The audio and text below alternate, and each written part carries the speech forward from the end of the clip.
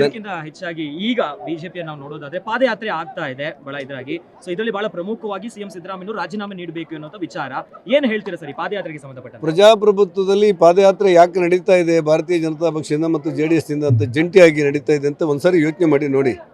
ಜನತಂತ್ರ ವ್ಯವಸ್ಥೆಯಲ್ಲಿ ಈ ವಿರೋಧ ಪಕ್ಷಗಳು ತಮ್ಮ ಭಾವನೆಗಳನ್ನು ಹೇಳ್ಕೊಳ್ಳಿಕ್ಕೆ ಇರುವಂಥ ಸದನ ಇವತ್ತು ನಡೀಲಿಕ್ಕೆ ಆಗದಿರುವಂಥ ಪರಿಸ್ಥಿತಿಗಳಿದೆ.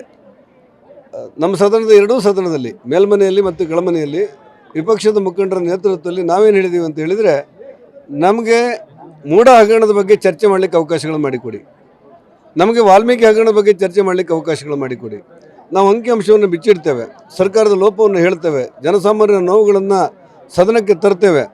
ಎಲ್ಲಿರುವಂಥ ಫ್ಲಡ್ಡಿನ ಬಗ್ಗೆ, ಎಲ್ಲಿರುವಂಥ ರೈತಾಪಿ ಸಮಸ್ಯೆಗಳ ಬಗ್ಗೆ, ಎಲ್ಲಿರುವಂಥ ಮಹಿಳೆಯರ ಸಮಸ್ಯೆಗಳ ಬಗ್ಗೆ ನಮ್ಗೆ ಹೇಳ್ಕೊಳ್ಳಿಕ್ಕೆ ಅವಕಾಶಗಳು ಕೊಡಿ ಅಂತ ನಾವು ಹೇಳಿದರೆ, ಮೂಢ ವಿಚಾರವನ್ನು ಚರ್ಚೆ ಮಾಡಲೇಬಾರದು ಅನ್ನುವಂಥ ಮಟ್ಟಕ್ಕೆ ಇವತ್ತು ಸರ್ಕಾರ ಬಂದಿದೆ. ಮೇಲ್ಮನೆಯಲ್ಲಿ ಕೆಳಮನೆಯಲ್ಲಿ ಸರ್ಕಾರದ ನಿರ್ದೇಶನದಿಂದಲೋ ಅಥವಾ ಅನಿವಾರ್ಯವೋ ನಮಗೆ ಎರಡೂ ಭಾಗದಲ್ಲಿ ನಮಗೆ ಮಾತಾಡಲಿಕ್ಕೆ ಅವಕಾಶ ಸಿಕ್ಕಿಲ್ಲ. ಹಾಗಾಗಿ ಮೂಢ ವಿಚಾರಗಳ ಬಗ್ಗೆ ಮಾತಾಡಲಿಕ್ಕೆ ಅವಕಾಶ ಸಿಗದೇ ಇರೋದ್ರಿಂದ, ಪರಿಜಾತಿ ಪರಿಶಪಂಗಡದ ಹಣ ದುರುಪಯೋಗ ಆಗಿದೆ ಅಂತ ನಾವು ಹೇಳ್ತಾ ಇರೋದ್ರಿಂದ ನಾವು ಕೇಳಿದಂಥ ಸರ್ಕಾರ ಉತ್ತರ ಕೊಡಬೇಕಾಗಿತ್ತು. ಏನಾದರೂ ಯೋಚನೆ ಮಾಡೋಣ. ಪ್ರಜಾಪ್ರಭುತ್ವದಲ್ಲಿ ಯಾರು ಸರಿ ಯಾರು ತಪ್ಪು ಅನ್ನೋ ಜನ ತೀರ್ಮಾನ ಮಾಡ್ತಾರೆ. ಆದರೆ ಸದನ ನಡೀತಾ ಇರುವುದೇ ಪ್ರತಿಪಕ್ಷಗಳಿಗೆ ಜನರ ಧ್ವನಿಯಾಗಿ ಮಾತಾಡಲಿಕ್ಕಿರುವಂಥ ಅವಕಾಶ.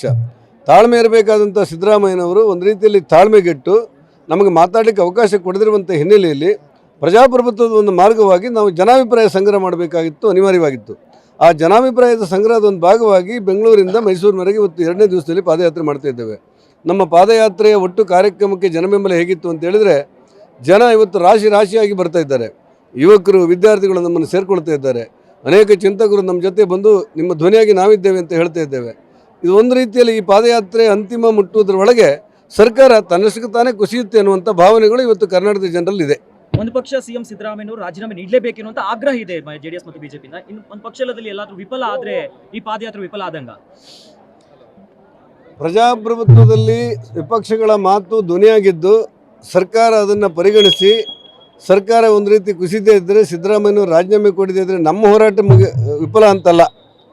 ಅವ್ರ ಗೌರವ, ಪ್ರಜಾಪ್ರಭುತ್ವ ವ್ಯವಸ್ಥೆಗೆ ಅವರು ಇನ್ನೂ ಗೌರವ ಕೊಟ್ಟಿಲ್ಲ ಅಂತ ಅರ್ಥ. ಆ ಕಾರಣಕ್ಕೆ ಮುಂದಿನ ಮಾರ್ಗ ಏನು ಅನ್ನೋ ಚರ್ಚೆ ಆಗುತ್ತೆ. ಒಂದು ವಿಪಕ್ಷಗಳು ಪಾದಯಾತ್ರೆ ಮಾಡಿದೆವು, ನಿಮ್ಮ ಸರ್ಕಾರ ಇವತ್ತು ಲೋಪ ಮಾಡಿದೆ, ಅನ್ಯಾಯ ಮಾಡಿದೆ, ಜನತಂತ್ರ ವ್ಯವಸ್ಥೆಯಲ್ಲಿ ಕೆಟ್ಟದಾಗಿ ನಡ್ಕೊಂಡಿದೆ, ಸರ್ಕಾರ ಭ್ರಷ್ಟಾಚಾರದಲ್ಲಿ ನಿರತವಾಗಿದೆ, ಒಬ್ಬ ಸಬ್ ಇನ್ಸ್ಪೆಕ್ಟರ್ ಹುದ್ದೆಗೆ ವರ್ಗಾವಣೆ ಮಾಡಬೇಕಾದ್ರೆ 30 ಲಕ್ಷ ಆದರೆ, ಒಬ್ಬ DSP ಹುದ್ದೆಗೆ ವರ್ಗಾವಣೆ ಮಾಡಬೇಕಾದ್ರೆ 50 ಲಕ್ಷ ಆದರೆ, ಅಡುಗೆ ಮಾಡುವಂಥ ಯಾವುದೋ ಸಿಬ್ಬಂದಿಗಳಿಗೆ ವರ್ಗಾವಣೆ ಮಾಡಲಿಕ್ಕೆ 1 ಲಕ್ಷ ಆದರೆ, ಇನ್ನು ಸರ್ಕಾರ ನಡೆಯುವುದು ಹೇಗೆ? ಜನತಂತ್ರ ವ್ಯವಸ್ಥೆ ನಡೆಯುವುದು ಹೇಗೆ? ಪ್ರಜಾಪ್ರಭುತ್ವ ನಡೆಯುವುದು ಹೇಗೆ? ಈ ಕಾರಣಕ್ಕೆ ಸಮಾಜ ನಡೆಯುವುದು ಹೇಗೆ? ಈ ಕಾರಣಕ್ಕೆ ನೀವು ರಾಜೀನಾಮೆ ಕೊಡಬೇಕು ಅಂತ ಆಗ್ರಹಿಸ್ತಿದ್ದೇವೆ. ಒಂದು ವೇಳೆ ಅವರು ರಾಜೀನಾಮೆ ಕೊಡದೇ ಇದ್ದರೆ ಮುಂದಿನ ಭಾಗ ಏನು? ಕಾರ್ಯಾಂಗ ಇದೆ, ನ್ಯಾಯಾಂಗ ಇದೆ, ಶಾಸಕಾಂಗ ಇದೆ, ಜನಾಂಗದ ಆಕ್ರೋಶಗಳು ವ್ಯಕ್ತವಾಗುತ್ತೆ. ಇದನ್ನು ಮುಂದೆ ಏನು ಮಾಡಬೇಕು ಅಂತ ತೀರ್ಮಾನ ಮಾಡ್ತೇವೆ. ನನಗನ್ಸುತ್ತೆ ನಮ್ಮ ಪಾದಯಾತ್ರೆ ಮುಗಿಯೋದ್ರೊಳಗೆ ಸರ್ಕಾರ ಕುಸಿಯಿತು. ಧನ್ಯವಾದ. ಗ್ಯಾರಂಟಿ ನ್ಯೂಸ್, ಸುದ್ದಿ ಖಚಿತ, ನ್ಯಾಯ ನಿಶ್ಚಿತ.